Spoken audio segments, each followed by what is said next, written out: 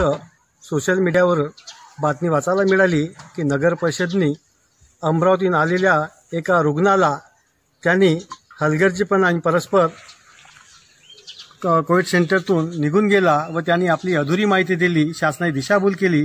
यावरून त्याला व त्यांच्या नातेवाईकांना गुन्हा दाखल केल्याची बातमी ऐकायला मिळाली। परंतु मला एक म्हणायचं आहे का कोविड सेंटरमध्ये तुम्ही म्हणता का तो रुग्ण स्वतःहून कन्या शाळेच्या कोविड सेंटरला येऊन स्लॅब दिला, म्हणजे तो एक जबाबदार आणि समजदार व्यक्ती असावा, तेव्हा तो स्वतःहून तिथं आला व असा व्यक्ती परस्पर निघून कसा जाते हे एक मोठ्या आश्चर्याची बाब आहे।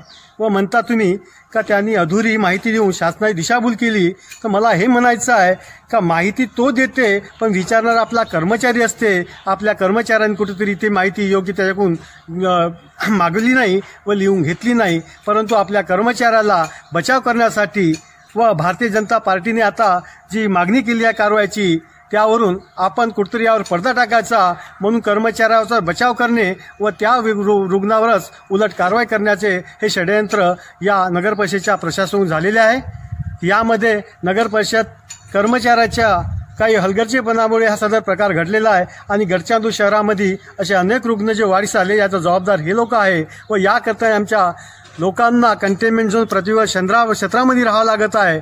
आज गडचिरोली शहरामध्ये फार गरीब वर्ग मजुरांची संख्या जास्त आहे व अशा लोकांना कंटेनमेंट झोनमध्ये 14 दिवस राहणे फार बिकट आहे। आज गडचिरोली 6 दिवसाचं लॉकडाऊनसुद्धा करायची वेळ आली आहे, यासाठी सुद्धा हे यांच्यामुळेच झालेलं आहे। त्यामुळे आमच्या नागरिकांची म्हणजे नाहक त्रास होत आहे। तुमची आता मागणी काय आहे?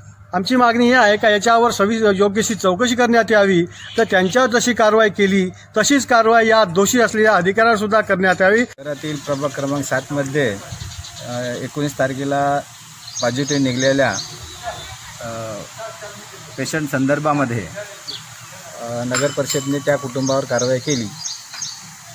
ते कुटुंब जेवढं जबाबदार आहे तेवढंच त्या प्रसंगाला स्थानिक प्रशासनसुद्धा जबाबदार आहे आणि आम्ही जिल्हाधिकारी साहेबांच्या निवेदनातून असं म्हटलं होतं की या सदर घटनेवर उपाययोजना करून दोषींवर कारवाई करण्यात यावी, परंतु फक्त त्या कुटुंबावर कारवाई करून हे प्रकरण कुठेतरी दडपण्याचा प्रयत्न झालेला आहे आणि सखोल चौकशी करून जिल्हाधिकारी साहेबांनी त्या प्रशासनाचा जे जबाबदार असेल त्यांच्यावर सुद्धा कारवाई झाली पाहिजे, जेणेकरून भविष्यामध्ये असल्या घटना घडणार नाही।